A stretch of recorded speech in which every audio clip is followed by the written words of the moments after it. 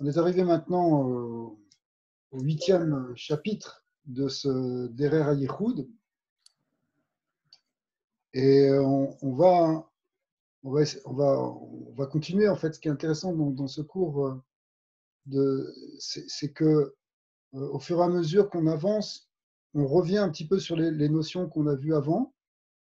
Et en même temps qu'on avance sur les notions qu'on a vues avant, on les reprend un peu plus en détail, on les, on les approfondit. Et le fait qu'il y ait un approfondissement à chaque fois un peu plus, ça permet de rentrer strate par strate dans quelque chose d'un peu plus profond et en même temps de rentrer d'autres concepts, des concepts un peu plus théoriques, mais appliqués toujours à une forme de pratique, puisque c'est ça le sujet de ce shiur. C'est en fait la pratique de la Kabbalah, la pratique spirituelle de la Kabbalah, la manière de la avoda, la 16 spirituelle en fait de la Kabbalah.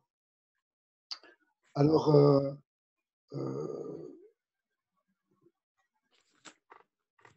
en fait, on va prendre donc le chapitre 8 qui s'appelle ici l'Inyan de ce qu'on appelle Sulam Aliyah. On avait déjà employé ce terme. C'est quoi Sulam Aliyah? Ça veut dire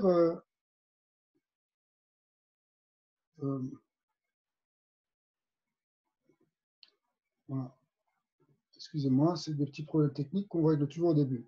Alors, le Inyan de Sulam Aliyah, on a déjà vu, ça veut dire l'échelle. L'échelle, dans l'idée d'échelle, il y a l'idée d'élévation.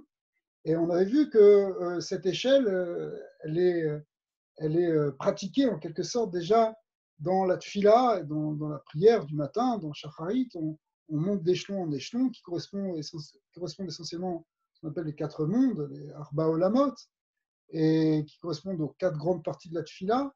Mais en fait, c'est pas seulement dans la tfila qu'il y a cette idée d'élévation, c'est aussi, si vous voulez, justement cette avoda de méditation dans lequel on peut être amené à s'élever spirituellement dans un degré de plus en plus raffiné et dans un plan spirituel de plus en plus subtil.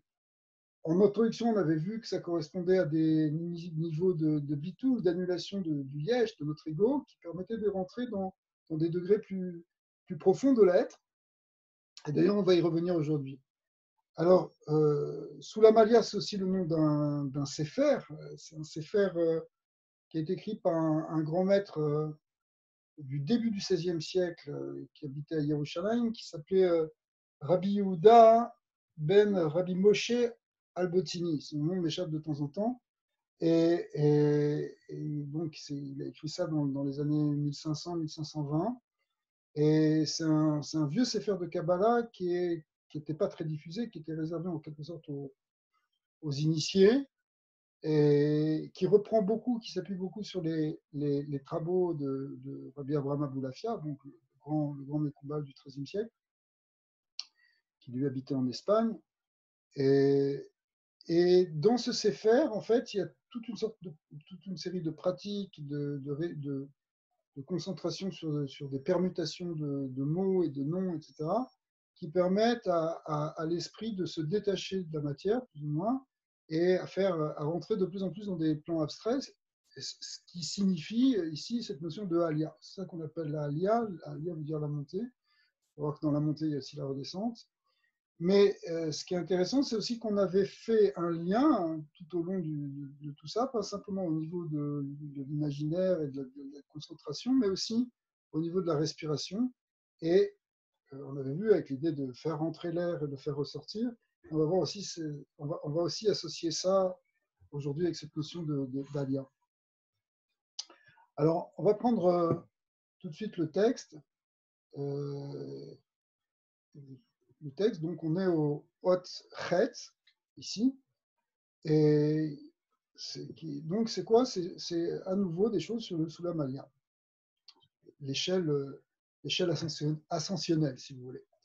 Mais aussi, Gam Benyan Ayerida, aussi sur la redescente de cette échelle, parce que on va voir qu'il ne faut jamais envisager une montée sans une descente après.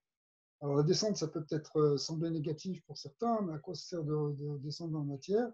De descendre, c'est bien de s'élever spirituellement, mais pourquoi redescendre? On va voir qu'en fait, au contraire, bon, d'abord dans la Chassidut, ça a été beaucoup expliqué que le, le, le Icar, c'est finalement l'incarnation dans ce monde, c'est comment amener le Rouhani dans ce monde. On avait vu ça aussi la dernière fois avec la respiration. Mais là, on va reprendre ça un peu plus sous un autre angle. Vine, Tsarir Lehavin, Inyan Suda Maya, il faut comprendre qu'est-ce que signifie cette échelle. Maou. Bereshit Tsarir Levaer, qui Inyan Ze, Mouva Bekidve Arizal, Vechen Bekidve Aramak. Ce n'est pas quelque chose qui est simplement, si vous voulez, limité à une branche, on pourrait dire, marginale de la Kabbalah. Même, il y a certains sfarim qui ne sont pas tellement utilisés et qui sont de maîtres un peu moins connus, un peu secondaires. Mais quand on parle ici du Harizal et du Ramak, avec M. Cordovero, on parle de ce qui est essentiel dans la Kabbalah, c'est-à-dire du tronc central des plus grands maîtres, de ce qui est étudié par les Mekoubalim essentiellement. Shiu Bechinat, alors maintenant, hein, là-bas, hein, il passe directement dans le sujet, si vous voulez, il dit que, en fait, dans les sphirotes, cette notion de Soulamalia est liée avec une sphira qui s'appelle la sphira de Tiferet. On va voir pourquoi, mais essentiellement parce que Tiferet occupe une position centrale dans l'arbre séphirotique. Qui Karalia Tlouya Betiferet. En fait, l'idée d'élévation, c'est Tiferet. Vous vous rappelez, on avait dit, pour rentrer dans ce monde spirituel, il faut rentrer dans Malchut. Mais maintenant, pour monter, ça dépend de la sphira de Tiferet. Ou chez Tiferet, Shehi Hagat Venimseim Beemsa Agouf Venikra Gesher Ben Amokrin Ve'amal. Pourquoi? Parce que Tiferet, on l'appelle aussi pas simplement Tiferet, mais tout son niveau qui correspond à Chesed Gvura Tiferet, elle se trouve entre le plan supérieur qu'on appelle les Mochin, Chochma Bina Da'at, et le plan inférieur qui s'appelle Malchut. Alors on va regarder ça tout de suite dans de la manière suivante, directement dans le dessin. Voilà. Alors là, normalement, théoriquement, vous devez voir le dessin, si je ne me suis pas trompé. On voit Tiferet ici, ça c'est l'arbre séphirotique. Okay, il y a les 10 sphirotes. Bon, dans ce schéma, il y a 36 sortes de schémas, évidemment. On a représenté tout, y compris Da'at, qui n'est pas toujours considéré comme une sphira. Ça dépend comment on compte. Si on compte Keter, en fait, Da'at, c'est la manifestation de Keter. Des fois, on ne compte pas Da'at, des fois, on compte Keter. Enfin, on ne compte pas Keter, ça dépend, peu importe. En tout cas, ce n'est pas le sujet maintenant. Ce qu'on voit, c'est que Tiferet, il a une position centrale. Pourquoi une position centrale? Parce qu'il y a 3 axes ici. Il y a l'axe Chochma Bina, qui se conclut par Da'at. On ne va pas considérer Keter maintenant, c'est pas important. Il y a Chochma Bina Da'at, qui est le niveau supérieur. Il y a le deuxième axe horizontal, qui est Chesed Gvura Tiferet. Et le troisième, qui est Netzar Od Yesod, et Malchut, qui est attaché à Yesod. Des fois, on parle de Netzar Od Yesod, des fois, on parle de Netzar Od Yesod Malchut. En fait, si vous voulez, donc on pourrait voir les 3 plans dont on a déjà parlé plusieurs fois. Il y a le côté spirituel, qui est le niveau de Chabad, Chochma, le niveau émotionnel, qui est Chagat, Chesed Gvura Tiferet, et le niveau plus déjà physiologique, qui est Netzar Od Yesod Malchut. Donc on voit que Tiferet, qui fait partie donc de l'axe médian, Chesed Gvura Tiferet, Chagat est entre Chabad et Neim. Donc Tiferet, c'est celui qui fait passer, si vous voulez, du physique au spirituel. Et d'un autre côté, dans la redescente, du spirituel au physique. La sphira de Tiferet, ou Chesed Gvura Tiferet, puisque finalement Tiferet est une synthèse de Chesed et Gvura, c'est-à-dire du côté émotionnel, à la fois d'amour et de crainte, eh bien, il permet de faire cette jonction. Le côté psychologique, si vous voulez, psychologique, ce n'est pas vraiment le terme, parce qu'on parle ici à un autre niveau, mais le côté psychique, la psyché, vous savez que la psyché, ça vient du mot psychos en grec qui veut dire l'âme. anima en latin. D'accord? Mais en fait, c'est lié avec l'idée de rouar. On a vu, le rouar, il se situe au niveau de Tiferet. Donc le côté psyché, le côté l'âme, ce qu'on appelle l'âme, anima c'est l'âme, c'est le côté lié avec les émotions. Alors que l'esprit à proprement parler, Chokhmah Binadad, l'esprit c'est-à-dire le côté spirituel, hein, lui, il est au-dessus de l'âme. Dans le Sefer que vous avez peut-être lu, qui s'appelle Dat Evunot du Ramchal, qui est un Sefer qui explique en fait la métaphysique, la métaphysique de la Kabbale, du Harizal, mais dans un langage philosophique, eh bien, la présentation qu'a choisi le Ramchal, c'est un dialogue entre l'âme, on appelle un neshama, et le sechel. Mais nous, habituellement, on se dit, voilà, la neshama, c'est au-dessus de l'intellect. Mais non, en fait, la neshama, au sens habituel, au sens médiéval du terme, c'est que la neshama, c'est-à-dire l'âme, elle se situe en dessous de l'esprit, de l'intellect. D'accord? Mais l'intellect dont on parle, ce n'est pas l'intellect simplement, l'intellect, si vous voulez, courant et qui nous permet de réfléchir dans ce monde. C'est plus que ça. C'est l'intellect au sens de spirituel, si vous voulez. On entendrait plus comme ça dans les termes dans les termes modernes. On a tendance un peu à opposer intellectuel et spirituel. Eh bien, en fait, ça correspondrait à ce qu'on appelle le spirituel, l'esprit. Et l'aneshama pose des questions. C'est l'être humain qui se pose des questions, qui est même choqué par les choses de ce monde. Elle veut bien apprendre ce qui est marqué dans la Torah, mais elle a l'impression qu'elle voit le contraire. On te dit que tout est pour le bien, et pourtant on voit des gens qui souffrent. Alors émotionnellement, elle n'est pas bien là. Donc elle a besoin d'aller chercher des informations à un niveau supérieur dans l'intellect, Chokhmah Binadat, pour avoir des réponses. Ça, c'est pour vous dire que si vous voulez, ce qu'on appelle Chesed Gvura Tiferet, qui sont généralement liés avec la notion émotionnelle, c'est en fait quelque chose qui permet d'accéder à un niveau supérieur, qui sont les sphirotes, les sphirotes de Chokhmah Binadat. D'accord? Et c'est pourquoi Tiferet Tiferet ou Chagat, ce qui revient au même ici, va être le pont, le gesher, qui fait le lien entre notre conscience du matériel et notre perception spirituelle véritable, c'est-à-dire notre compréhension notre compréhension et notre vision intérieure des vérités spirituelles. Alors, Tiferet, du coup, va être appelé par le Harizal le Soulamalia. Ce plan médian, c'est lui qui fait passer d'un l'un à l'autre.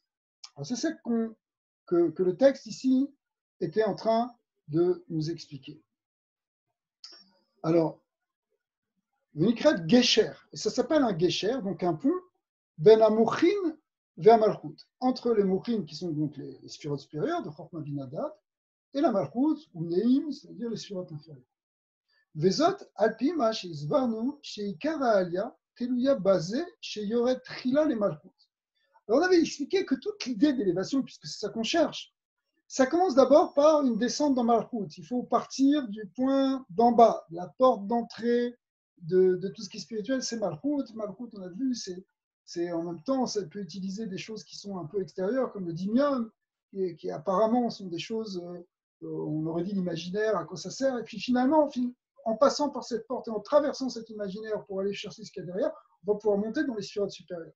Mais ça commençait par Malchut. Donc il y a une descente dans Malchut. Dans Malchut, Yochal, ou mis à Malchut, et ensuite, à partir du moment où on est dans Malchut, Yochal les akot veléalot ad olamot elioni. Donc après ça, on va pouvoir remonter dans les niveaux supérieurs. De la reine, Kacher eno yored, Trila derer Tiferet et Malchut. Donc si au départ on ne passe pas de Tiferet pour descendre dans Malchut, lo Yochal les akot acharkar la alot, on ne pourra pas monter après ça. Donc la première chose, en fait, si on veut monter, c'est une descente, c'est descendre, si vous voulez, dans le niveau de la sphère la plus bas, qui est Malchut, pour pouvoir ensuite remonter, pour être à même de remonter ensuite. Là, l'autre. Mais la reine, il crée la Tiferet Soulam Alia, et donc maintenant, on comprend pourquoi la Tiferet s'appelle le Soulam, l'échelle d'ascension. Amekacher ben Amuchin ben Malchut. Ok. Donc Tiferet, c'est donc central, c'est entre les deux. Vene Amekubalim Kadvu Sheikara Tiferet ou Chut Ashidra. Alors maintenant, les kabbalistes ont lié ça avec la colonne vertébrale. Dans l'image des séphirotes, en fait, il y a aussi l'image de l'homme qui se superpose, du corps de l'homme. Et, et, et l'axe central, on va reprendre tout de suite le dessin, il correspond à ce qu'on appelle la colonne vertébrale. Chez Darko, Yordi Maorot Miadaat Veat Nei. En fait, par cette colonne vertébrale, descendent les influx, les lumières qui sont contenues dans le Da'at, c'est-à-dire au niveau du cerveau, et ils descendent jusqu'à Nei, c'est-à-dire jusqu'à la partie inférieure du corps. Mais aussi, ça va s'étendre de tous les côtés. Je vais vous montrer tout de suite sur le dessin. Mais la reine s'arrive la date chez Béchat, chez Mekaven, la Knisat Aorot, Ikar Kavana, ou Biknisat Aorot Bechagat, Deinu Atiferet, Bikevan Shejam ou Makom Sulam. Alors, pour le reprendre, l'image est la suivante, c'est que la colonne vertébrale, c'est cet axe central. Ouais. En fait, la colonne vertébrale, elle correspond, elle part de Da'at, qui est, si vous voulez, le bas du cerveau, même qu'on sait que la moelle épinière, elle commence à descendre depuis le cervelet, depuis l'arrière du cerveau, et puis ça descend en fait jusqu'au niveau de Yesod. Ouais. Et de là, si vous voulez, il y a tous les influx qui vont partir dans toutes les séphirotes, dans les séphirotes orthonotes, dans les 7 séphirotes inférieures, mais aussi, en fait, c'est déjà une synthèse, il y a déjà les cerveaux, mais par la colonne vertébrale, si vous voulez, c'est là que, même physiologiquement, les influx nerveux passent pour après se diffuser dans tous les membres. Chesed et Gvura, par exemple, dans le corps physique, correspondent aux deux bras. Le bras droit, c'est Chesed, le bras gauche, c'est Gevura. Alors que là, on a les trois cerveaux, si vous voulez. Keter peut représenter parfois la boîte crânienne qui entoure le crâne. Mais Chokma Binada correspond au cerveau, Chesed Gvura Tiferet correspond correspondent au bras droit, au bras gauche et au centre, ou bien ici, tel qu'on le voit, c'est finalement là que se situe l'essentiel de la colonne vertébrale. Et puis Netzar Od et Sod correspond aux parties inférieures, les deux jambes et le centre du corps. Donc on a ici, alors ce qu'il vient nous dire, c'est que on voit ici aussi, d'ailleurs, on voit un peu que Tiferet est vraiment à la croisée des chemins. Toutes les sphirotes sont reliées avec Tiferet. Et même si on entrait dans d'autres schémas, on verrait encore d'autres manières de le voir où Tiferet est vraiment en position centrale. Et donc, quand on va penser, si vous voulez, à l'idée d'Alia, on va penser finalement à une circulation d'énergie qui va et de conscience qui va passer par cette colonne vertébrale, on fait descendre une lumière et on les fait orienter. Et le Icar, c'est Tiferet, parce que c'est Tiferet qui est l'Itpachet, c'est-à-dire qui se déploie ensuite dans tous les plans, c'est-à-dire dans tous les niveaux. Quand on dit le corps, c'est pas simplement le corps physique, mais c'est aussi le corps physique.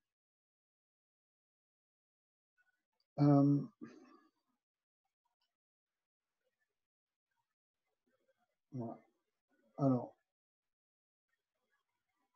Vine, Aor Ayashar, Achare Shenichnas Be'adam, Nefar Leor Choser, Veu Choser Veyotse.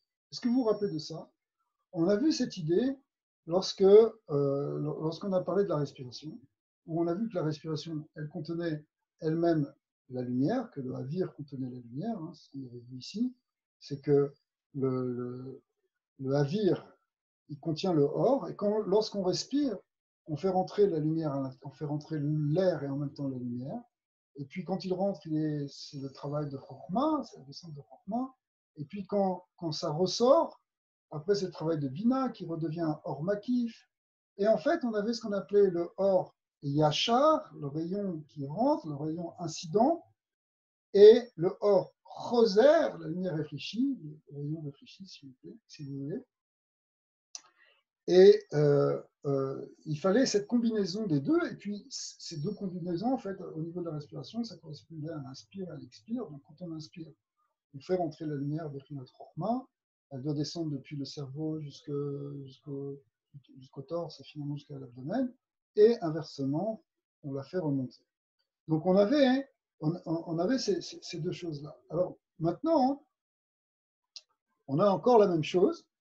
לכן, כמו שהסברנו איך שבאור הישר צריך להשתדל להחזיק את הנשימה, vous vous rappelez qu'on avait vu que lorsqu'on fait rentrer l'air, il y a une idée de retenir l'air. Ce n'est pas un exercice non plus, une compétition pour retenir en apnée pendant le maximum de minutes, c'est pas ça, mais suffisamment pour pouvoir visualiser cet air au niveau de la partie supérieure de notre corps, c'est-à-dire au niveau de notre tête, et puis ensuite au niveau de notre torse, et ensuite au niveau du bas du ventre, pour faire rentrer cette lumière, la diffuser dans les trois strates de Neshama, Ruach et Nefesh. D'accord? Mais maintenant, le chidouche qu'on va rajouter, c'est qu'une fois qu'on est descendu là, au moment où on va redonner l'air, c'est-à-dire au moment de l'expire, eh bien, il y a aussi une idée de faire une rétention d'air, enfin, de retenir aussi au moment de l'expire. C'est pas une fois qu'on est descendu, c'est pas qu'on souffle d'un coup.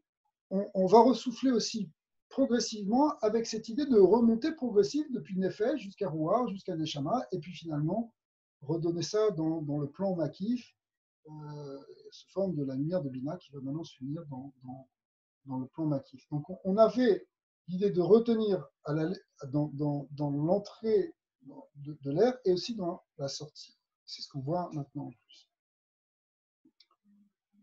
Kama sheyuchal kedei sheyafsik lekaven bechabat ragatni. Là, j'ai parlé de Neshama, de Neshama, Ruach et Nefesh, ce qui correspond dans les sphirotes, vous l'avez compris, à Chabat, Ragatni, c'est les trois plans. Hein. À chaque fois, Chabat, Ragatni, on va s'habituer. Quand je dis Nehi, comme quelqu'un a posé la question la semaine dernière, des fois Nehi c'est Nehim, si on rajoute Malkout, peu importe, en tout cas, c'est les trois plans de l'acte qui correspondent aux trois niveaux, si vous voulez, les trois niveaux qui sont incarnés dans le corps, puisqu'après il y a des niveaux supérieurs, on l'a vu, il y a Chaya et Yehuda, qui sont les sphirotes supérieures, le niveau de Keter, etc., qui eux sont hors du corps. Mais en tout cas, dans le corps, on va travailler sur ces sphirotes-là. Alors ça correspond maintenant, alors ça c'est une nouveauté, ça correspond à deux schémas, un qu'on appelle le schéma, qui va correspondre à ce qu'on appelle le or à Yachar, la lumière qui rentre de manière incidente, et aussi dans l'autre sens qu'on appelle le Shemben, car Gam Kishimutsim est à Avir, lorsqu'on va ressortir l'air, chez Ukeneged à Or Roser, qui est donc la lumière réfléchie, Vu Bechinat, Shem Ben, ça correspond au Shem Ben. Alors, c'est quoi ce schéma et ce Shem Ben? Eh bien, en fait, ce sont deux permutations du Shem Yud Kevavke.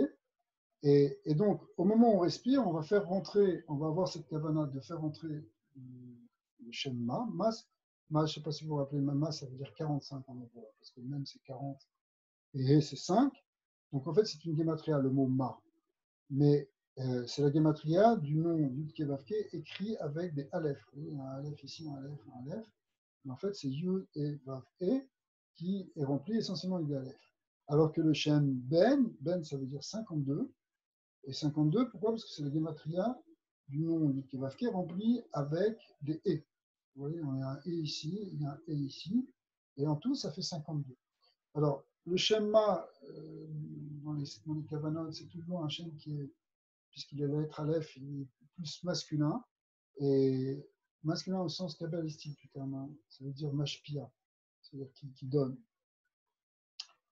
Et donc, il correspond, si vous voulez, à Zeranpin, il correspond à l'homme. D'ailleurs, Ma, c'est la gematria de Adam, donc ça correspond à l'homme. Et donc, c'est un mouvement du haut vers le bas.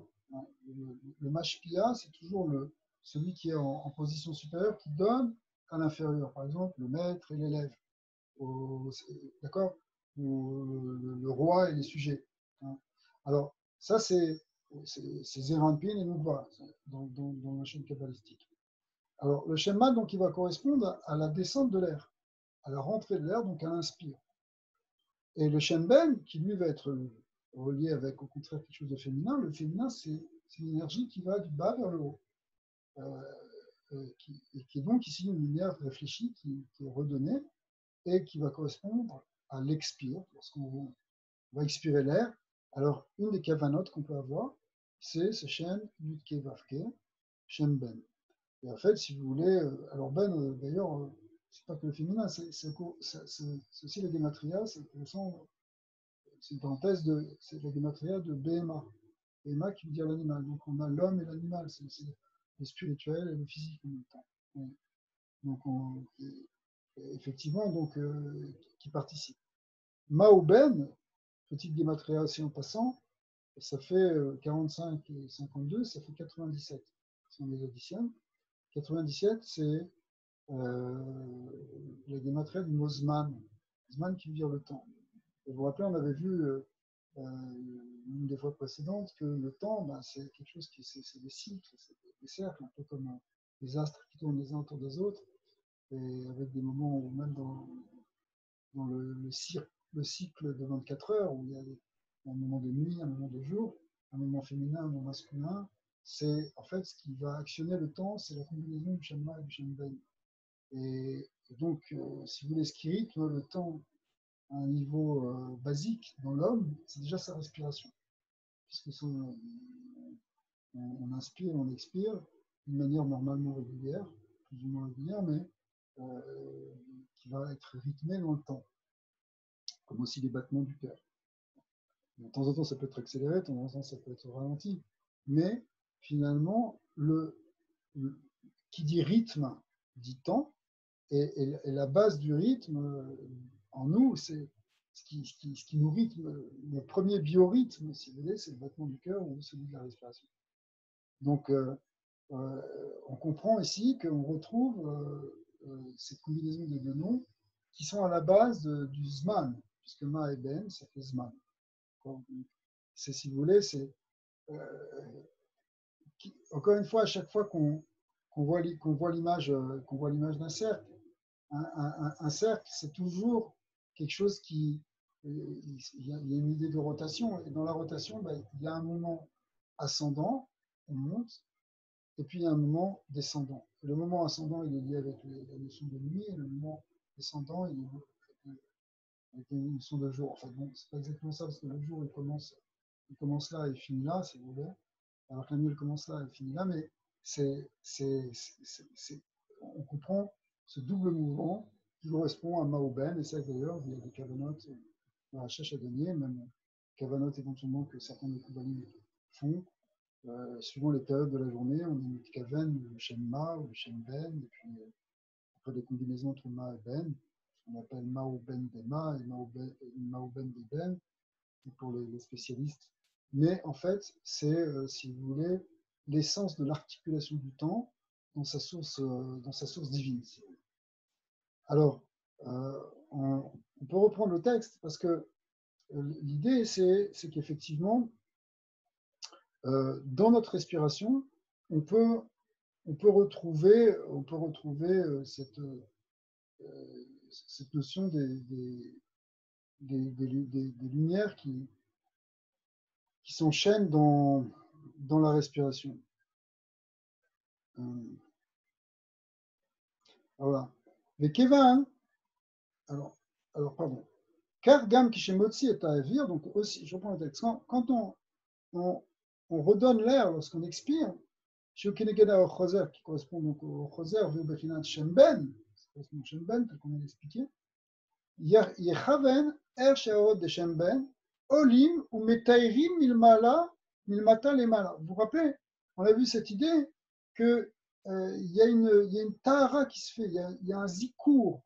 Zikour, c'est un affinement qui se fait par cette lumière qui circule à travers l'air, mais qui circule si on la conscientise en quelque sorte cette lumière, ça peut arriver à affiner jusqu'à purifier notre corps. Et on avait vu que ça marchait à la fois dans la descente et à la fois dans la remontée. On avait vu cette idée, hein, puisque quand ça descendait, on avait dit c'est la force de Chokma. C'est aussi quelque chose de masculin par rapport à Bina qui est féminin. Donc, et ça attaquait dans l'intérieur. enfin ça attaquait, ça purifiait de l'intérieur, alors qu'au niveau du retour, Bina allait transformer l'extérieur. Je ne sais pas si vous vous rappelez, on peut revoir 2 secondes si vous voulez l'image, pour que ce soit plus clair pour tout le monde. Voilà, c'était celui-là. C'est-à-dire que au moment où l'air rentrait, en fait, il rentre, si vous voulez, ce cadre représentait le corps d'une certaine manière, le Keli, c'était le Keli, le corps. Et bien, lorsque lorsque la lumière elle rentre par Chokma, elle va affiner le pnimi du Keli. Et de même, quand elle ressort par la force de Bina, et qu'elle va devenir hors makif, elle va affiner le Chitson à Keli. Donc, l'idée, c'était une idée fondamentale, c'est que quand j'inspire de l'air, j'amène une lumière qui, qui affine le corps, qui va le rendre plus spirituel. Et lorsque on expire, aussi, il y a cette même transformation du corps qui peut être pensée. Alors, ולכן ישתדל גם בשעת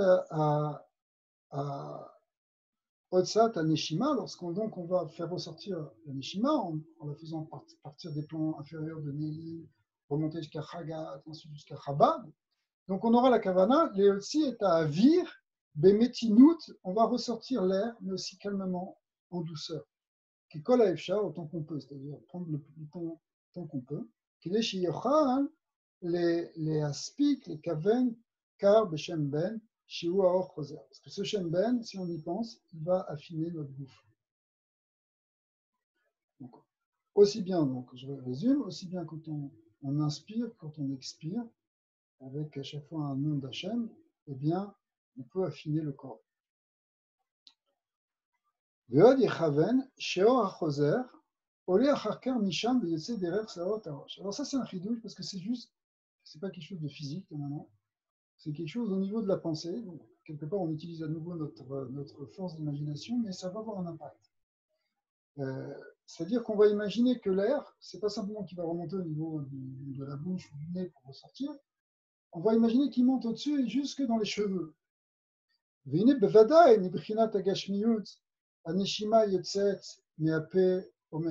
sûr que l'air, au niveau physique, il va sortir par le nez ou par la bouche. Mais à un niveau spirituel, on peut imaginer, et même visualiser cette lumière, puisqu'on a vu que c'est de la lumière qui est dedans, le côté spirituel, si vous voulez, lui ne va pas ressortir forcément par la bouche. Et on peut l'imaginer qu'il est Yotzet, il est Ma'alam et Amorim, il va sortir par quelque chose qui est au-dessus du cerveau. Il met comme un Keter, au-dessus du cerveau, au-dessus de Chabad, Amorim c'est proprement Binadar, eh bien il y a Keter. Chez Meal Rosho, Bebechinat, ou Meal Roshi, Shrinat Kel. Comme on voit dans ce passage qui dit qu'au-dessus de ma tête, il y a la Shrina. C'est comme si la Shrina, c'est une Bechina de Keter, c'est déjà du normatif, et on le fait passer en fait, cette air-là, enfin cette lumière-là, on imagine qu'elle va sortir, elle va toucher les plans supérieurs par le sommet de notre crâne, si vous voulez. La reine, Yechaven, Air, et au contraire, si vous voulez, c'est-à-dire que c'est très important cette notion, parce que ça veut dire que au même moment qu'on respire, on peut connecter avec des plans supérieurs. En imaginant cette lumière qui monte au-dessus, elle nous connecte avec une source de lumière qui est Bechina Keter, qui est makiv, qui est dans un niveau qui est au-delà de notre corps. Si vous voulez, c'est complémentaire avec ce qu'on avait vu tout à l'heure sur l'idée que ça revient dans le normatif, que ça enrichit le normatif.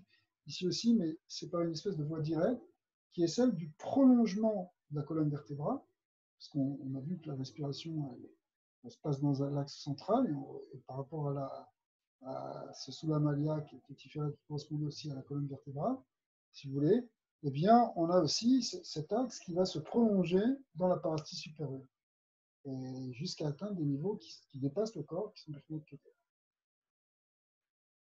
C'est ça, mais alors Roshi, au-dessus de la tête, de la Shrina. La reine Ikaven, chez Olim Aorot, les Mala, Al Rosho, au Mitrabrim, Sham Imbechinat Taket. Donc en fin de compte, dans le schéma premier qu'on avait vu, eh bien, effectivement, voilà, on avait dit que c'est la colonne vertébrale, mais c'est aussi le centre du corps, etc. Et bien finalement, la lumière, on l'a fait remonter au-dessus de Chokhmah Bina Be'Yad pour atteindre le Keter, qui est la boîte crânienne, qui sont les cheveux qui sont au-dessus, qui sont même au-dessus de la tête. Et de cette manière, on peut avoir accès à une dimension transcendante. Donc, la respiration, elle peut nous amener aussi à ce genre de méditation. On fait ce contact avec quelque chose qui transcende totalement. Alors, Iné, Kacher Adam et Chaven la halot midarga le darga. Quand on pense monter de degré en degré, vous vous rappelez qu'on avait dit que ce Sulamaya aussi, une des manières de l'envisager, c'est essentiellement dans quatre, c'est comme si c'était une échelle avec essentiellement quatre étages. Et on avait dit que ça correspondait aux quatre mondes, Asiya, Yetzira et Bria jusqu'à Atsilut. Lorsqu'on monte de Asiya à Yetzira, ou ensuite de Yetzira à Bria, ou ensuite même de Bria à Atsilut, אז ישתדל גם לכוון איך בכל עולם נכנס תחילה בנהי של אותו עולם. Donc on pensera, si vous voulez, que à chaque fois qu'on monte d'un monde, eh bien, on va monter à chaque fois en repassant par les étages, l'étage inférieur de ce monde, l'étage intermédiaire et l'étage supérieur. Donc, si on est dans Asiya, par exemple, il faut monter d'abord de Nei de Asiya, ensuite dans Chagat de Asiya, ensuite dans Chabad de Asiya. Et puis de Chabad de Asiya, on va pouvoir sauter à nouveau Nei de Yetzira, le monde qui est juste au-dessus. Et de Nei de Yetzira, on va passer à Chagat de Yetzira, et de Chagat de Yetzira à Chabad de Yetzira. Et de là, on va recommencer à Nei, qui est la partie inférieure de Bria, etc. etc. D'accord ? Et ces trois niveaux correspondent essentiellement à trois schémas. Vous vous rappelez, on les avait vus la dernière fois, qui sont le Shem Adani, Adnout, le Charkar, le Shem qui correspond à Chagat, qui est le Shem Havaya, et ensuite le Shem Chabad. Vous vous rappelez, on avait vu ça quand on a fait l'histoire du Yabok, le symbolique de la traversée des eaux, de la traversée des mondes, et le passage dans un plan supérieur. Eh bien, ça se passe à chaque fois avec ces trois degrés qui correspondent à ces trois chemins, qui lui, le troisième, correspond au Shem Ekié,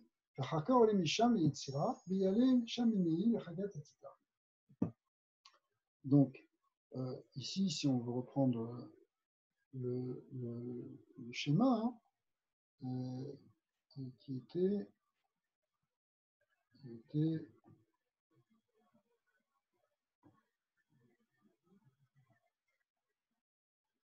voilà.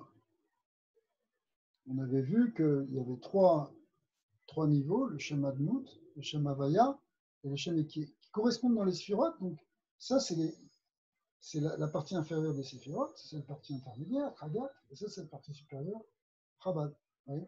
Mais en fait, ces trois schémas et ces trois niveaux se retrouvent dans les quatre mondes. Donc, quand on part du début, on part de ce nom, et d'ailleurs, il y a même un yichoud connu du Harizal dans Sharpa Kodesh, qui explique, pour faire cet alia, d'unifier ces deux schémas, ensuite d'unifier ces deux schémas, ensuite d'unifier celui-là avec le schéma qui se trouve juste au-dessus, qui est à nouveau un schéma de nom. Puisque ces trois noms-là sont dans Siya, puis après on retrouve les trois noms dans Yetzira, puis après on les retrouve les trois noms dans Bria, jusque dans la Tzilou, jusqu'à arriver au niveau du Ensaf. Et donc, on va monter de nom en nom, et à chaque fois, on repart par le bas, du nouveau nom. D'ailleurs, entre parenthèses, c'est ce qui explique aussi que dans la progression spirituelle, des fois, on a l'impression qu'on redescend. Ça peut être même au-delà de la notion de méditation ici, enfin de Yehudi, mais par exemple, même quand on avance dans la Torah, on a l'impression qu'on a monté, on a progressé, etc. Puis tout d'un coup, on a une espèce de redescente, où on a l'impression que finalement, on a toujours une problème de Yetzara, on n'a pas réglé certaines choses. Mais en fait, c'est parce qu'on est en train d'accéder à un nouveau plan, Mais pour accéder à ce nouveau plan, il faut à nouveau repartir par le premier maillon de l'échelle de ce nouveau plan. Donc on repart par admin. OK? Et, sauf que c'est dans un plan supérieur. Mais si vous voulez, comme on a accédé au plan supérieur et qu'on commence par le bas de ce plan supérieur, ça peut nous paraître comme une descente. Il y a beaucoup d'explications en chassidoute qui ont été données sur ça. Mais en fait, ce n'est pas fondamentalement une descente, c'est au contraire une montée. Dans cette montée, on repasse par des sphirotes inférieures. Des sphirotes inférieures d'un nouveau plan qui est plus élevé. Donc, au fond, c'est toujours une alia. D'accord? Alors, on est donc, si on reprend donc cette alia sur les quatre plans, qu'on retrouve encore une fois dans la tfila. Vous vous rappelez comment est construite la tfila dans ces quatre niveaux. Les korbanot, c'est Siya, les psuké des Imra, c'est les Tira, le Yetzer et Shema, c'est Bria, et puis la Hamida, c'est Tzimut. Donc, même lorsqu'on va faire cette alliance aussi dans la tfila, on va aussi remonter progressivement. Le Yesod Advarim ou chez Béchalat Aliyat Haolamot. Donc, lorsqu'on est en train de monter dans les monts, l'Ishtadel l'ishot bechol olam kichol sheefshar. Alors, ça, c'est un peu plaidoyer contre ceux qui se dépêchent dans la tefila. Pourquoi? Parce que il faut au contraire prendre son temps.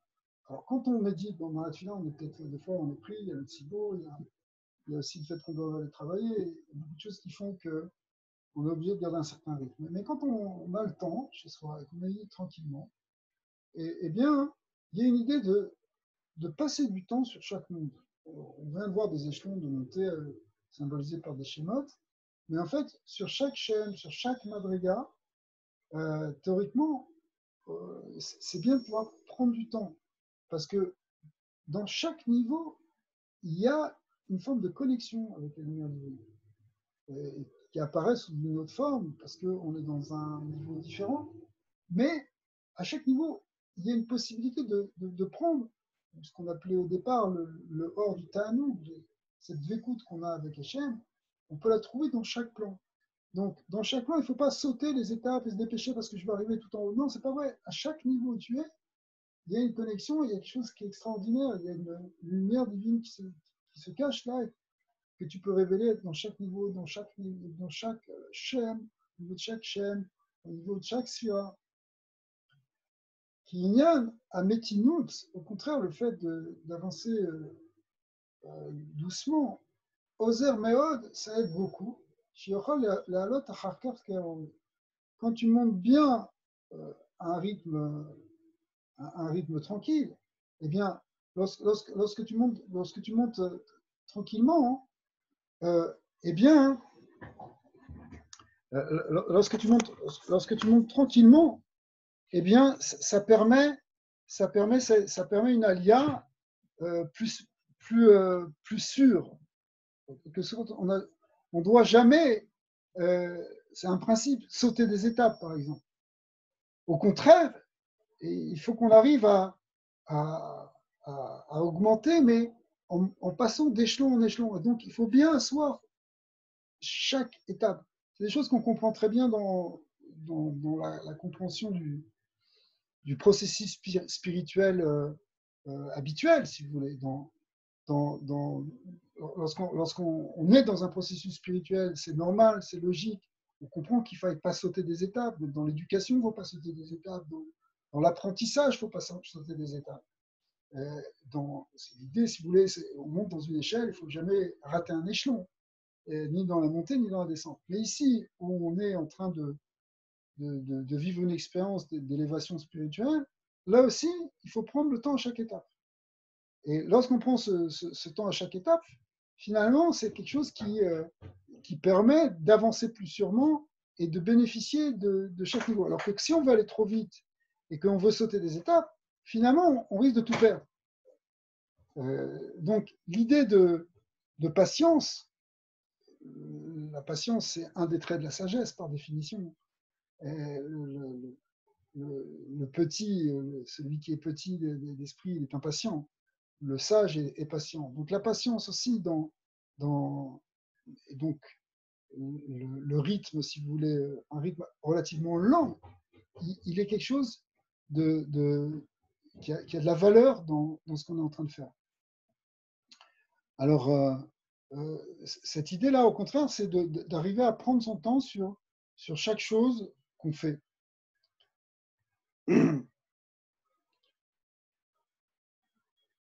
והסיבה היא שככל שמעריך, הכוונה מתאר וביותר. En fait, plus tu vas prendre ton temps sur un niveau, plus ça va faire ce travail de tara, de purification, comme on l'avait déjà vu. Vous vous rappelez? C'est ce qu'on vient de dire tout à l'heure. C'est-à-dire que c'est mésaker, le gouffre, et c'est mésaker, le corps subtil, à chaque fois un peu plus, et plus on reste de temps, et plus on peut le faire. Mais attention, il ne faut pas non plus rester trop longtemps parce qu'on risque de se disperser après. Mais disons que si on est capable, c'est bien parce que ça amène un peu plus de tara. הכוונה הוא מתאר וביותר את פנימיות הכלים של הגוף. Ça arrange plus, ça va plus purifier ce qu'on appelait les kelim pnimim, on a vu dans le schéma tout à l'heure. ואז ככל שחיצוניות מתקדשת, כך גם בשעת העלייה תוכל ההשחרה לשחוט עליו ביותר תוקף. Donc plus on va se purifier, plus, si vous voulez, la lumière va pouvoir résider en nous. וכן יוכל האור להישאר עליו בזמן ההפשטה יותר זמן. Et la lumière pourra rester plus longtemps aussi. Donc on a tout à gagner à faire les choses tranquillement. Excusez-moi.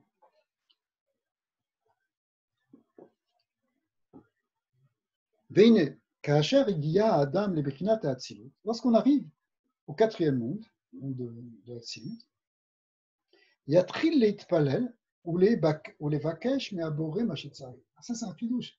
On l'a déjà lu il y a quelque temps, mais on a vu que finalement, si on réfléchit bien dans la prière, la prière de Shachrit, Mincha Arvit, on expliquera aussi pourquoi, peut-être un jour, pourquoi il n'y a pas toute la structure de Shachrit, mais en fait, quand est-ce qu'on fait véritablement dans la prière? Quand est-ce qu'on fait des demandes? C'est dans la Hamida. Donc dans la Hamida, hein, avant, il n'y a pas de demande. Regardez bien, ni dans les Korbanot, ni dans les psuké des Imra, qui sont des louanges, parce qu'on voit la gloire de Dieu dans ce monde, ni dans le Yotzer, parce qu'on prend conscience de l'unité de Dieu et de son absolu. On arrive à la tfila à proprement parler au moment de la Hamida. C'est-à-dire que c'est dans la Hamida où on est, c'est dans la Hamida où on est véritablement connecté avec l'essence divine. On a vu que c'est le bitul bemetziut, on n'a plus d'existence propre. C'est à ce moment-là, si vous voulez, que réellement, bizarrement, c'est là qu'on peut réellement prier et demander pour des choses matérielles. C'est-à-dire, nous, on a tendance à croire que quand il faut prier, c'est justement, toi, tu es une petite créature, tu es tout en bas, et tu demandes à Dieu qu'il fasse des choses en bas, parce que tu as besoin de ça dans le monde physique, tu as besoin de santé, tu as besoin de parnassa, tu as besoin de tous les besoins de l'âme dans ce monde. C'est vrai d'un côté. Mais le chidouche, c'est que pour que cette fille-là, elle se fasse comme il faut, le mieux, c'est de se trouver déjà dans Hatzilut, c'est-à-dire de s'être détaché de tous les niveaux inférieurs, d'être monté dans ce quatrième monde, arriver à un bitou, une annulation où il y a plus de yesh, c'est ce qu'on va voir. Et là, alors les demandes, elles peuvent être faites parce que justement, on ne fait plus écran, il n'y a plus d'ego, alors ça peut passer. Notre ego, il peut bloquer, il bloque la tfila. Mais lorsqu'il s'est annulé totalement, là, la tfila, elle peut passer. Donc, au fond, l'idée de monter dans le plan plus c'est dans le plan le plus spirituel, lorsqu'on on est devenu le spirituel au maximum, si vous voulez, c'est là qu'on peut faire des demandes même pour le matériel. Alors, lorsque l'homme il atteint donc le niveau de Hatzilut, יתחיל להתפלל ולבקש מהבורא מה שצריך. ועל ידי התפילה הזו יוכל לזכות להעלות לבחינת אק. Et là, on va même pouvoir monter au-dessus de Hatzilut. C'est quoi le cinquième monde? On l'appelle Adam Kadmon, en abrégé ça s'appelle Ak. On avait déjà vu ça dans les figures qu'on avait vues précédemment, que Ak est au-dessus de Hatzilut, c'est le cinquième nom, correspondant au Keter, etc. Eh bien, en fait, on peut atteindre ça parce que dans Adam Kadmon, dans ce cinquième niveau, il n'y a plus de séparation entre le spirituel et le matériel. Et donc, si on est arrivé dans Hatzilut, on est allé au maximum du spirituel, on commence et on demande pour le matériel, en fait, c'est qu'on est capable de monter dans le niveau de Adam Kadmon où spirituel et matériel sont dans le même niveau, où il y a que l'essence divine qui sont les Isake Az, les Tached Imaboré. Et là, c'est vraiment le Yichud avec le Boré. Le Yichud véritable, c'est dans ce cinquième niveau. Tout ce qui précède, ce sont aussi des niveaux de Yichud, d'unification. Mais là, il n'y a plus de monde, il n'y a plus de différence, il n'y a plus que l'essence divine. Et donc, le vrai Yichud, il est à ce niveau-là. Verre Kolzot, Sarir les Atril les Red, Misham. Et après seulement, on est en mesure de redescendre. Dans la tfila, après on redescend, il y a les différentes parties de la tfila qui suivent, c'est-à-dire ce qui suit les Techanoun, parce que dans les Techanounim, on est justement dans ce niveau de Adam Kadmon, mais après ça, quand on fait Ashrei ou Valetian, on redescend dans Briam. Après, dans les Shirshadium, c'est encore des Shirim, un peu comme ce que des Ibra, on est à nouveau dans les Tira. Et puis dans les Korbanot, on revient dans la Siya jusqu'à clôturer avec l'Emun Shabiar, qui est même la victoire sur la Sitra Achara, puisque on va enlever tout le Evel Varik chez Baolam, toute la Vodazara va disparaître, parce que la Yokut a une Ashpa, ad Tarton chez la Siya, jusque dans les mondes inférieurs de la Siya, où là, on est redescendu. Mais le point culminant, c'est dans la Hamida, où on arrive dans la Tzilut et on passe même dans le niveau de Hak, et on y reste même dans les Tachanonim. Il faudra expliquer ça une fois, le lien des Filatapay, mais on ne va pas le faire maintenant. ויזכה אז להתאחד עם הבורא יתברך שמו, לאחרי כל זאת צריך להתחיל לרד משם ויקוון שיורד מאק לאצילות, et là on pense qu'on redescend, alors toujours par ce même soulam, on va passer de Ak jusqu'à Atsilut, mi-Atsilut לבריאה, ומשם ליצירה, ומשם לעשייה. ולבאר היטב עניין העלייה וירידה, si on veut bien expliquer cette notion de montée, de descente, נקדים ונאמר כי דרך העבודה השלמה היא תמים בבחינת אני ועין. Et là, on revient à ce qu'on avait dit dans les premiers shurim, qui était tout à fait fondamental, parce que c'est ce qui permettait de comprendre fondamentalement ce qu'on est en train de faire, c'est de passer du haïn au ani ou du haïn au haïn. Le haïn, c'est le niveau supérieur, c'est le niveau de Keter à proprement parler. Et puis le hani, c'est tout ce qui est en dessous, qui est une des manières de le dire. En fait, ce qu'il va dire expliquer ici, c'est que souvent on dit, quand on dit hani, c'est lié avec la surah de Malchut, alors que haïn, c'est lié avec la surah de Keter. Mais en fait, nous, on avait vu que progressivement, c'était des niveaux de bitoul qui nous amenaient de plus en plus nous rapprocher de plus en plus de la notion du haïn. Alors, il faut reprendre les schémas. Voilà. Vu, par exemple, qu'ici, on était dans la yeshut au niveau physique, et puis le hani, et le hani, si vous voulez, c'est tous ces plans inférieurs par rapport au haïn qui est le plan supérieur. Et ce qu'on doit faire, finalement, c'est d'arriver à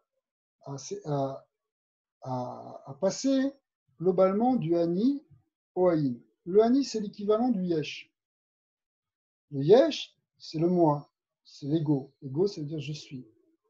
Je suis, c'est hani. C'est l'ego, c'est le yesh. Mais le haïn, c'est la source de ce hani, comme on l'avait expliqué d'ailleurs. C'est les mêmes lettres. Elles sont permutées autrement.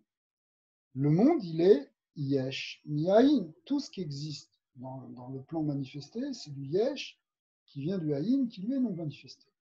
Mais toute l'idée de la alia, c'est de faire remonter le hani à sa source Et puis après, que ce Aïn vienne éclairer le Ani, parce qu'on va revenir dans ce monde après. Et on va être des êtres avec un Ani aussi. Oui, on est des individus, qui sont déterminés, qui disent je. Mais si on a fait monter suffisamment, avec beaucoup de pratiques, beaucoup de kavana, beaucoup de pnimiut, le Ani dans le Aïn, il y a un point où finalement Ani et Aïn vont être unifiés. Et même quand on va revenir dans ce yesh, quand on va après la tfila, après la méditation, on va revenir dans la vie courante, dans la vie familiale, dans la vie sociale. Et donc on va dire je, mais si on l'a tellement fait remonter au niveau du haïn, ce je, il est à la fois ani et haïn.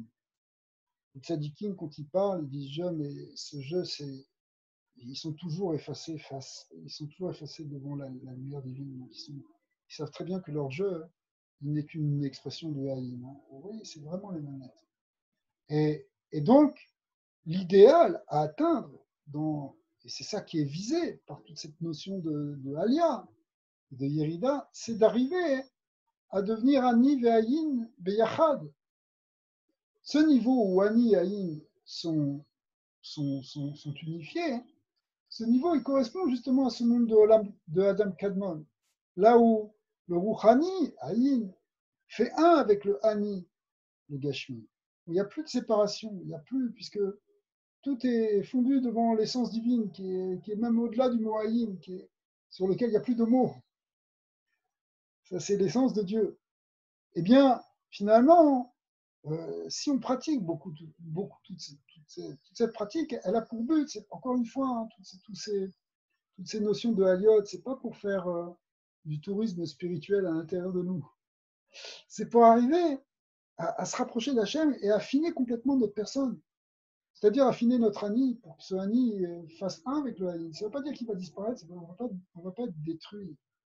Mais c'est que ce Ani va être finalement celui qui révèle le Ani. Parce que c'est ça son essence. Toute l'existence, qui s'appelle Yesh, elle vient du Haïn. Donc elle n'est pas autre chose fondamentalement dans son essence que du Haïn. Donc si on arrive à montrer que le Yesh est du Haïn, et pour montrer que ce Yesh est du Haïn, il faut montrer que Ani est du Haïn, parce qu'il faut parler de soi en premier, et que si on parle que ce soi, ce moi, ce je, il est celui qui exprime le Haïn, et bien finalement, on arrive au tarif de la création, qui est de montrer que tout ce qui existe, et tout ce qui est y compris dans le monde d'en bas, le monde physique, là où le Yesh est le plus épais, eh bien, en fait, il n'y a rien que l'essence de Dieu qui se révèle à travers elle. Alors, ça, c'est, si vous voulez, l'essentiel de cette. L'essentiel donc excusez-moi, de ce mouvement de Haïm et de Yesh.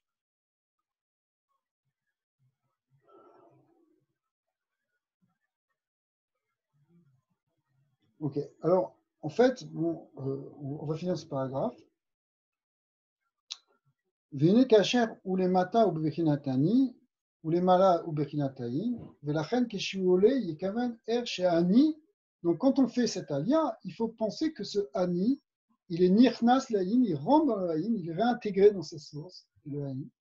Vechach shegiya leshan tsarir leafor et haïn le ani. Et là, si vous voulez, il y a cette idée, c'est que au fond, on peut avoir ce qu'on appelle un tirouf de Otiyot, c'est-à-dire que le haïn, c'est vrai que le haïn est redevenu du haïn, mais ce haïn, en fait, il peut redevenir lui-même du haïn. Et on passe de Ani, Haïn, etc. On passe de l'un à l'autre. Et c'est comme ça que finalement, on s'aperçoit que c'est la même chose. Qui est cher les Adam, les chers Raklemala. Pourquoi il faut redevenir du Haïn? Parce que c'est évident, hein. On ne peut pas rester tout le temps en haut. Et d'ailleurs, ce serait un danger. Quelqu'un qui voudrait être que dans le spirituel, et Haïn, et s'annuler, le Yetzara peut l'attaquer d'une autre manière. Il y a ce qu'on appelle, il y a un risque de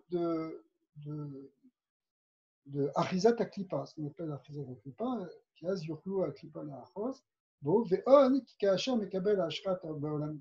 C'est-à-dire que le Yetzara peut nous attraper d'une autre manière, peut tomber dans une forme de débalancement, de dérèglement, voire même de folie. Ki Kaasher Mekabel Ashrat, Mekabel Ashrat Meolamot Elyonim, Tsarif ou les Horidotam, Orot Milmala le matin. Effectivement, si on reçoit des lumières en haut parce qu'on s'est élevé, pour que ça fonctionne, il faut ramener ces Orot vers le bas. Hein. Il faut les faire descendre du haut vers le bas. Mais Atzilut vers de la Sia, il faut redescendre les 4 mondes. Atzilut, on va redescendre Bria, etc.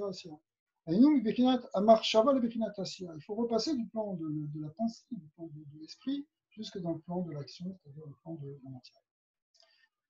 Rien voulait faire, mais aussi inversement. Chez les Isher, les matins, Enotov, qui az nishar megusham bebechinatani. Mais si tu restes aussi, il ne faut pas rester tout en haut, mais il ne faut pas rester aussi tout le temps en bas. Parce que sinon, tu t'en sors jamais. Tu es toujours prisonnier de ce Hani, de cet ego là, qui n'arrête pas de t'enfermer. Et au contraire, qui te matérialise de plus en plus. Il finit, avec le temps, il ne fait que s'épaissir. Il ne faut pas croire qu'en en avançant dans les années, on va devenir plus spirituel si on fait rien. Au contraire, on va devenir, même physiquement, on commence à prendre de la carrure, on s'épaissit. D'accord. Mais la seule solution, c'est d'être dans ce travail. Dans ce travail, c'est un Avoda, de passer du Haïn au Haïn, mais il faut remonter. Donc il ne faut pas tout le temps rester en haut, il faut aussi redescendre au bas, et pas rester en bas, il faut remonter en haut. Et en fait, on est dans ce mouvement, dans ce cycle, dans ce cercle qu'on voit depuis le début. On monte, on descend, on monte, on descend. Ren Sarir Tamid, la Halot, Vela Redet, la Halot, Vela Redet, Bebechinat, Ve'achayot, Ratzov, Vachov, c'est ça le passou qui a été dit par Ézéchiel, c'est décrit dans Merkava, où il a vu que les Chayot à Kodesh, ces anges qui sont fascinés par la lumière divine qui est au-dessus de leur tête, qui est le mal à Rakia. Alors elles courent pour s'en rapprocher, mais c'est tellement de lumière qu'il faut qu'elles retournent à leur place. Et on a toute la source ici du mouvement spirituel qu'on appelle Ratso Veshov. Ratso voulant dire littéralement courir.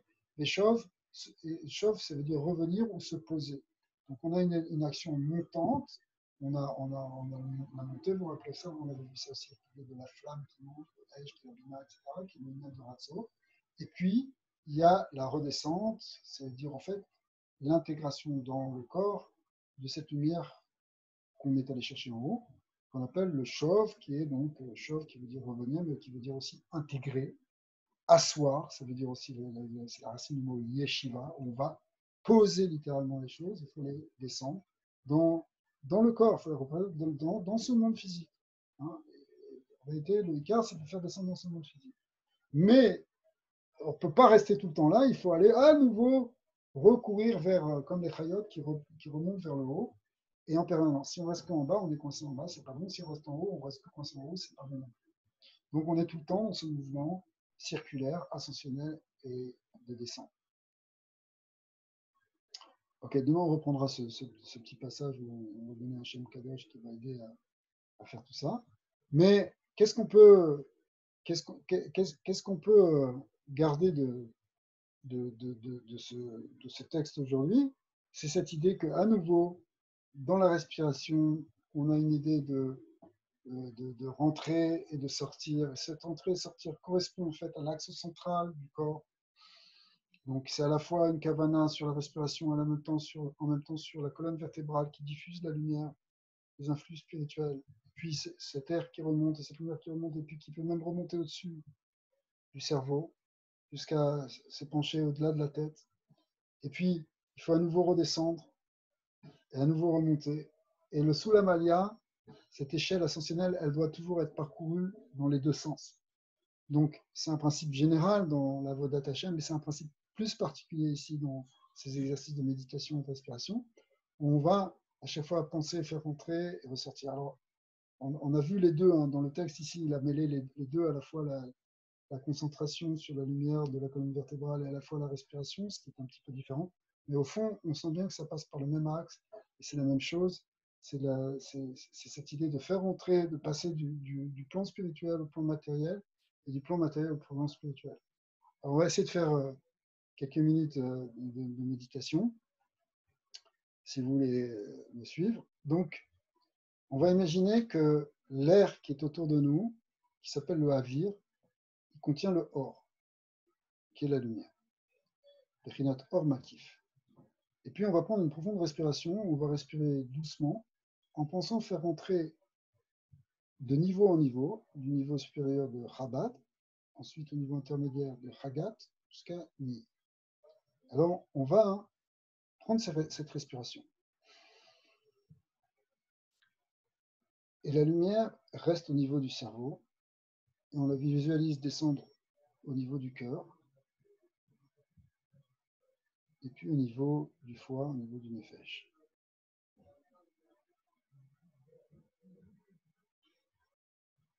On sent cette lumière qui est à l'intérieur de nos voies respiratoires, mais on peut l'imaginer aussi descendre par la colonne vertébrale. Et puis, on va expirer à nouveau cette lumière, cet air. Donc, on expire, mais aussi doucement, en pensant au niveau inférieur, les I, Rabat, Hagat, Rabat. Et on imagine cette lumière qui monte même au niveau de notre cerveau, et qui dépasse même notre cerveau pour arriver à la boîte crânienne et sortir par les cheveux, et nous mettre en connexion avec une lumière transcendante. Et on va refaire cette respiration. Et on va même rajouter, pour ceux qui sont habitués, lorsqu'on est dans le niveau supérieur de la tête, quand l'air et la lumière sont au niveau de la tête, ça correspond au schème Eki, Aleph et Yudke. Et puis, au niveau de Hagat, c'est le schème Havaya, Yudke Vavke. Et au niveau inférieur, c'est le schème Adnout, Aleph Dalek Nun. Si on rajoute ça, la force qu'il y a dans ce schème, il va être lui-même un Keli de véhicule de la lumière. Alors, on peut faire cet exercice. Et puis, il y a un autre exercice qu'on peut faire où on imagine, mais ça, c'est peut-être préférable d'essayer de le faire dans la tfila, où on va repenser dans chaque partie de la tfila, qu'on monte dans ces 4 nœuds, qu'à chaque fois, on repasse par ces 4 étapes, enfin ces 3 étapes dans chacun des nœuds. De toute façon, c'est 4 schémas, ces 3 schémas, Adnout, Havaya et Kie, on peut le faire aussi dans la route. En tout cas, pour l'instant, on peut essayer de plus travailler sur cette respiration, c'est plus facile. Donc, on va essayer de le faire tous ensemble. Donc, on respire. La lumière est en haut. Et elle descend progressivement. On retient encore là. Et on imagine maintenant tranquillement, en ressoufflant, la lumière remonte. De degré en degré, de plan en plan. Et qu'elle monte même au-dessus du cerveau. Et on reprend cette respiration où on voit la lumière de Chokma qui rentre à l'intérieur, qui nous purifie à l'intérieur. Quand on ressort, c'est la lumière de Bina qui vient jusque dans le maquif pour purifier l'extérieur du corps. Et en même temps, cette lumière qui monte et qui touche le Keter.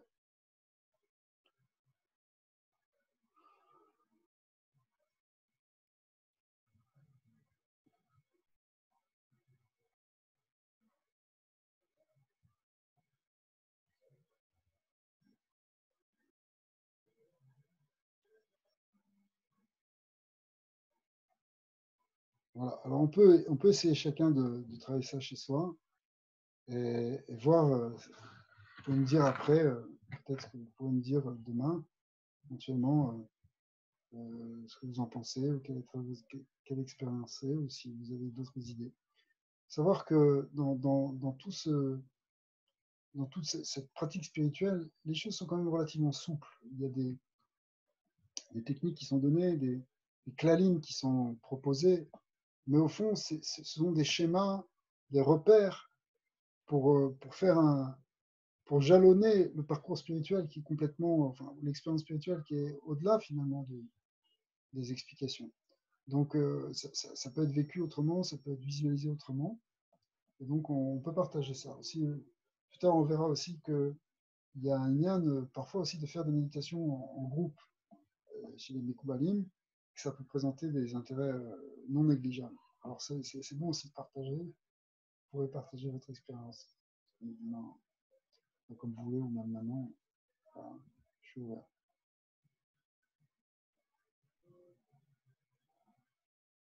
Ok, sinon, de toute façon, dans tous les cas, on reprend demain Bezat Hashem pour, euh, pour continuer cette exploration et pour partager cette notion extraordinaire qui est vraiment la Kabbale, non pas Kabbalah Maasit, parce que ça fait référence à des choses plus de l'ordre de la magie, mais au contraire la pratique de la Kabbalah, la, la Kabbalah, la Avoda de la Kabbalah qu'on appelle la Kabbalah Tayyikudim.